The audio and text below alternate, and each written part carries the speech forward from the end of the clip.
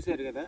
ఇప్పుడు రైతు మాటల్లో కూడా మనం రైతు ఏ విధంగా చేశాడు, సాగు ఎట్లా ఉంది, వెరైటీ గురించి కూడా రైతు మాటల్లో మనం తెలుసుకుందాం. ఈయన పేరు ఆది రవి గారు అండి, ఈ తోట ఓనరు. ఈయన మాటలో తెలుసుకుందాం. సార్ ఎట్లుంది తోట వెరైటీ? తోట బాగుందండి, తెగులు కూడా తట్టుకుంటుంది. ఇంకో విషయం ఏంటంటే దీనికి బొబ్బరు వైరస్ అనేది కూడా రావట్లేదండి. ఎక్కడ తీసుకొచ్చారండి ఈ వెరైటీని? మన చంద్రలపాడులో శాఖమూరి రమేష్ గారి నర్సరీలో తీసుకున్నామండి. మంచి వెరైటీ రవి, నువ్వు బాగా చేస్తావు కాబట్టి నువ్వు తీసుకుని వెళ్ళి. ఆ నర్సరీకి విత్తనాలు ఎక్కడి నుంచి వచ్చినాయండి? హరిత సీడ్స్ వాళ్ళు పంపించారు. నందిగామ హరిత సీడ్స్ వాళ్ళ నుంచి 10 వచ్చినాయి అంటే వాళ్ళు పంపిస్తే ఇదేనండి. అంతకుముందు మనం కూడా పొలం ఎప్పటి నుంచో చేస్తున్నాం. రవి నువ్వు కొద్దిపాటి రైతు కాబట్టి కొద్దిగా ఎక్కువగా చేస్తావు కాబట్టి వెరైటీ నీడు పొక్కునూరు వాళ్ళకి ఇస్తే 45 క్వింటాలు లెక్క అయినాయి.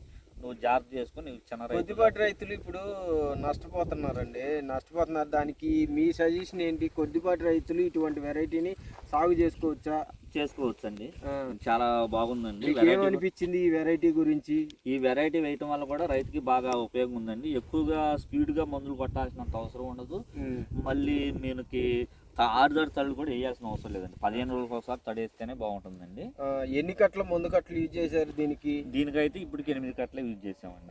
తోటలో ఎక్కడైనా బొబ్బరి చెట్టు ఏమీ లేవండి. వైరస్ నుంచి అన్ని తట్టుకుంటుందండి. నల్లికి కూడా కొంచెం తట్టుకుంటుంది.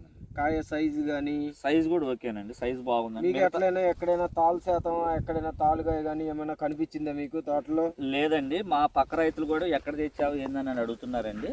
ఈ వెరైటీ బాగుందని అయితే వాళ్ళకి సజెస్ట్ చేసినామండి. తర్వాత ఏదైనా వాళ్ళు నెక్స్ట్ ఇయర్ అన్న చూస్తాం అన్నారండి.